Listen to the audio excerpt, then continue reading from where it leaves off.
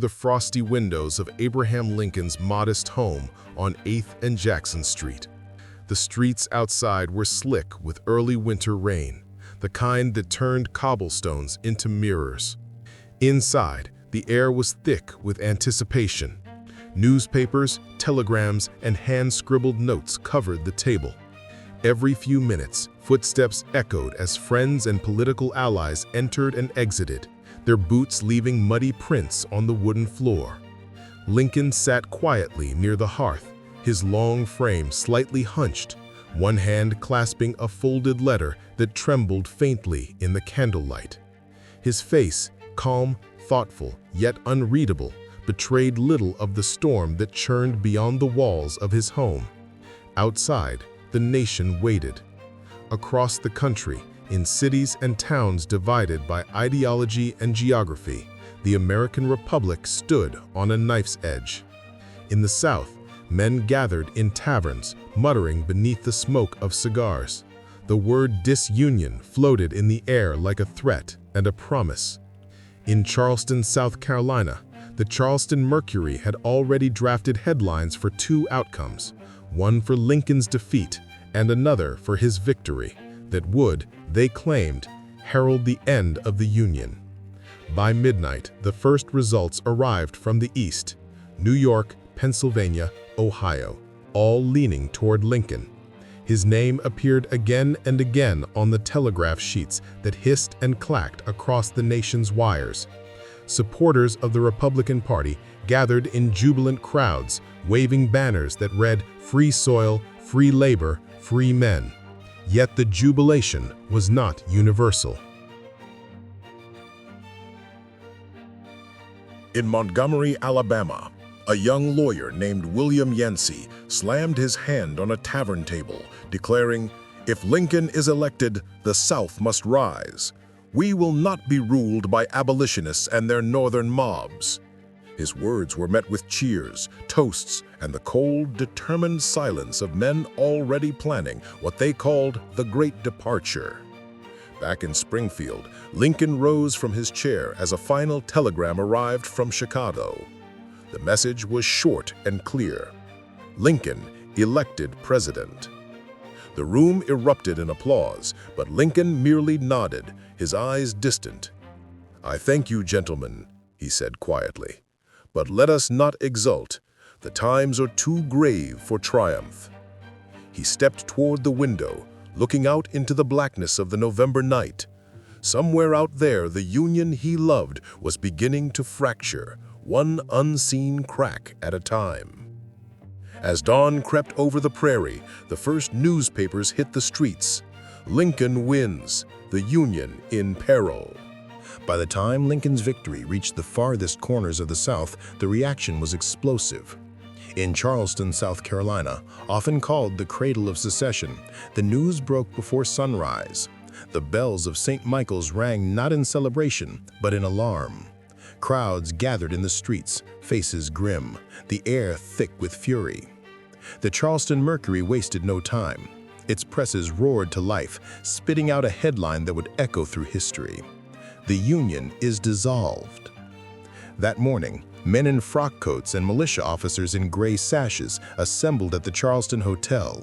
There, amid the clinking of glasses and the low hum of debate, a decision solidified: South Carolina would secede. To many Southerners, Lincoln's election was not just a political defeat.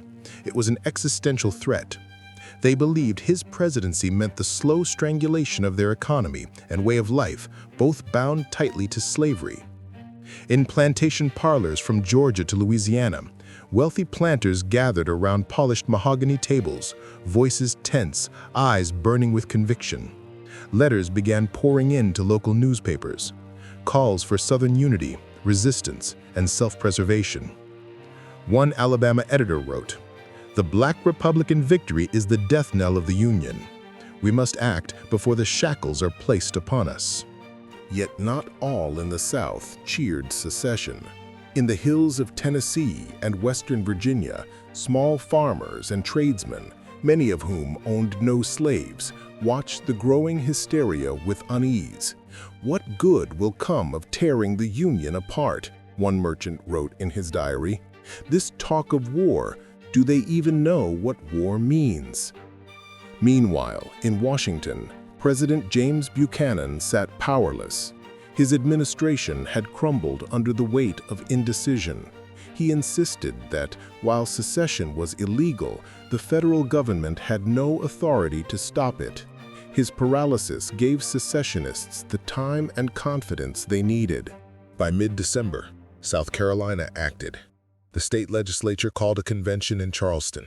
On December 20th, 1860, in a grand hall draped with palmetto flags and state seals, 169 delegates cast their votes.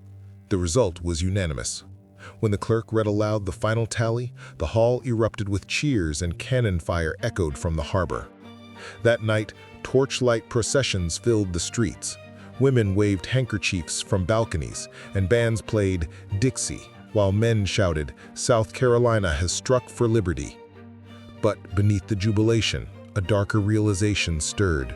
One by one, the other slave states watched and followed. Mississippi, Florida, Alabama, Georgia, Louisiana, and Texas. Within weeks, the Southern Union began to unravel. Back in Springfield, Lincoln received the news of South Carolina's secession with a quiet heaviness. "He would destroy the House," he murmured to a friend, recalling his old speech from 1858, "and yet it is still our home." As the new year of 1861 dawned, the country stood divided, two halves glaring at one another across a widening abyss. January 1861, Washington, D.C. The capital city was a fortress of uncertainty. Ice clung to the Potomac, and the streets were silent except for the distant clatter of horse-drawn carriages carrying letters, orders, and fears. The Union government still functioned, but barely. Every week brought new resignations as Southern senators, representatives, and cabinet members packed their offices, burned correspondence, and returned home to join the Confederacy forming in their absence. But in the White House, President James Buchanan sat beneath the weight of a collapsing nation. His trembling hand signed routine papers as aides whispered behind closed doors about forts being seized in the South. Federal arsenals in Georgia, Alabama, and Louisiana had fallen without a shot. Local militias, calling themselves Minutemen of the South, had taken them in the name of their newly declared states. But no one yet dared strike at Fort Sumter, that lonely island fortress in Charleston Harbor, still flying the stars and stripes. For now, the storm held its breath. Meanwhile, in Springfield, Abraham Lincoln prepared for a journey that would change history. His office in the Illinois state capitol buzzed with visitors, supporters, advisors, and old friends, each bringing warnings, advice, and rumors. Some begged him to make a statement assuring the South he wouldn't interfere with slavery where it already existed. Others demanded he hold firm to principle. Lincoln, gaunt and weary, spent long hours pacing the floor. "If I give up the ground we have gained," he told his secretary, "then the cause is lost before it begins. Yet if I speak too harshly, the fire will rage out of control." Each day, more telegrams arrived reporting new states debating secession. Mississippi left the Union on January 9th. Florida followed on the 10th. Alabama on the 11th. By early February, 6 southern states had joined forces, sending delegates to Montgomery, Alabama, to form a new government. They called it the Confederate States of America. Jefferson Davis, a former U.S. Senator from Mississippi, was chosen as their president. As this new nation took shape, Lincoln received letters from across the North, some full of encouragement, others filled with dread. Merchants feared economic ruin. Mothers wrote pleading for peace. Radical abolitionists demanded action, calling the South's defiance a moral abomination that must be crushed. Yet Lincoln's own words remained cautious.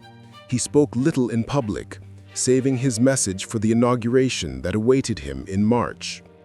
His quiet demeanor frustrated some and comforted others, But behind that silence was a deliberate strategy. He knew that one wrong word could ignite war before he ever took office. By February 11, 1861, the day of his departure, Springfield was veiled in snow. Crowds gathered at the train station as Lincoln stepped onto the rear platform of a dark iron locomotive, the President's Special.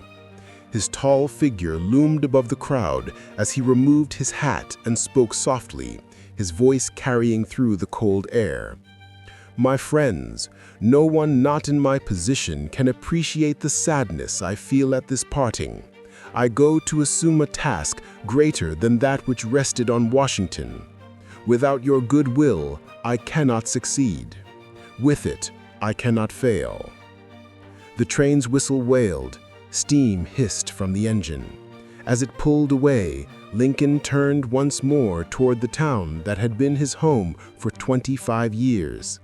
His journey eastward through Indiana, Ohio, Pennsylvania, and finally to Washington would become a rolling stage for a divided nation to see its new leader for the first time. But even as cheering crowds greeted him at each stop, shadowy threats followed.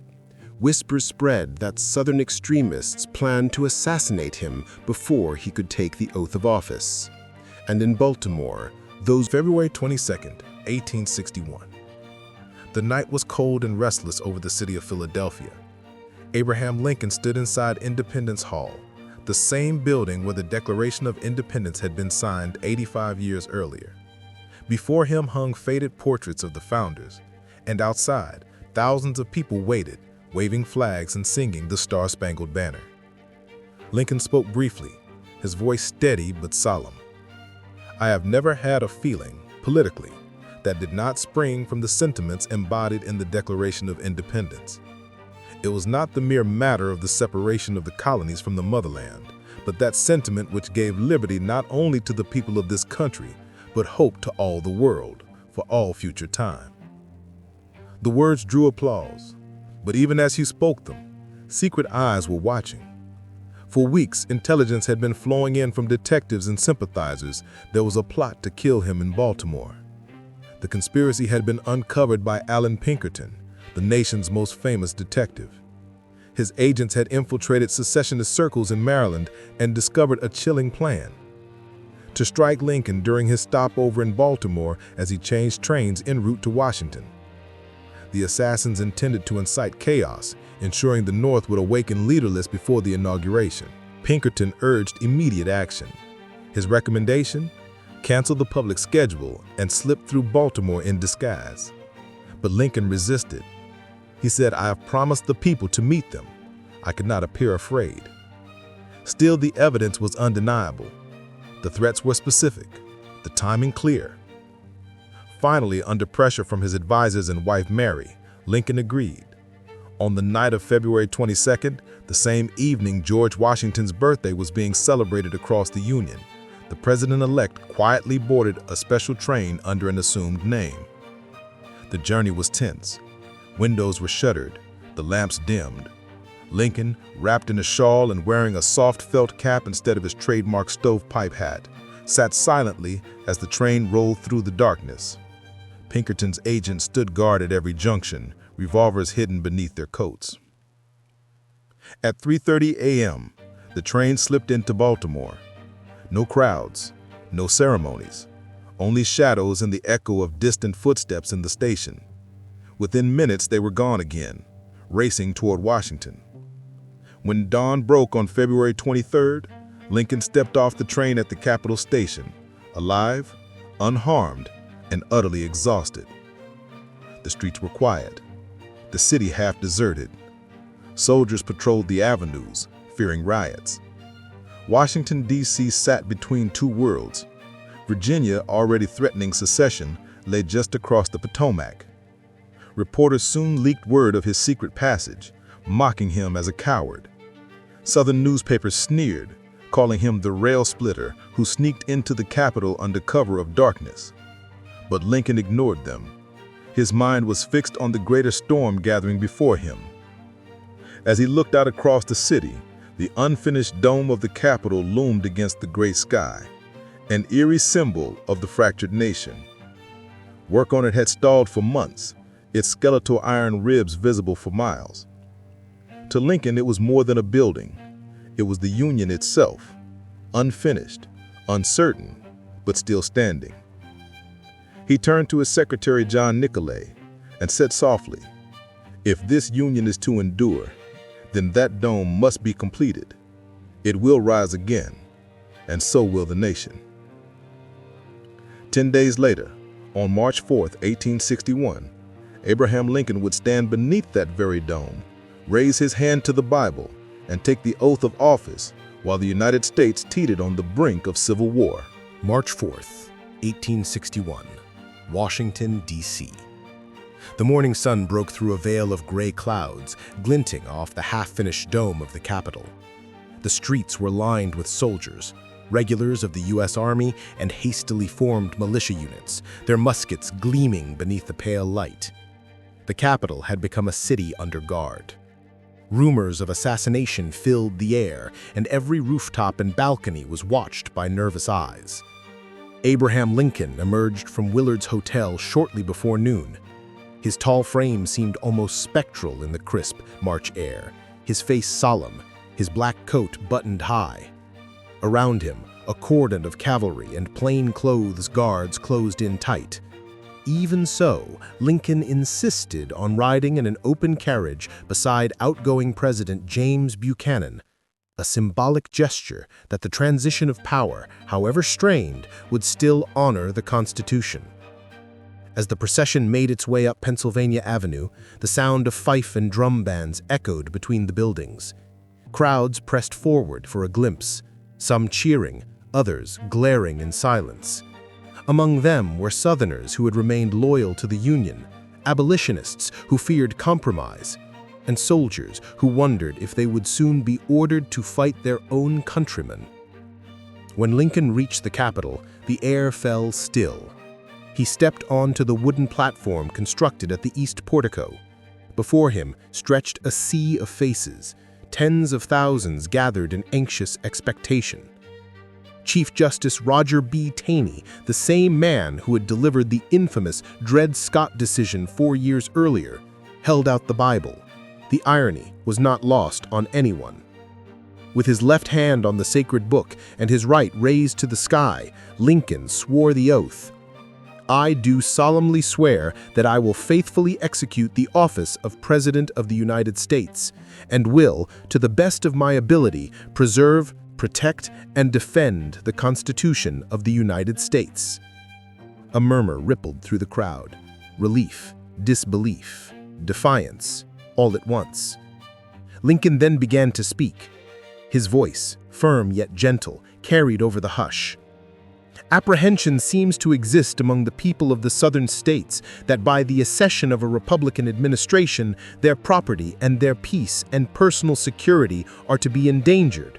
There has never been any reasonable cause for such apprehension." He paused, scanning the faces before him.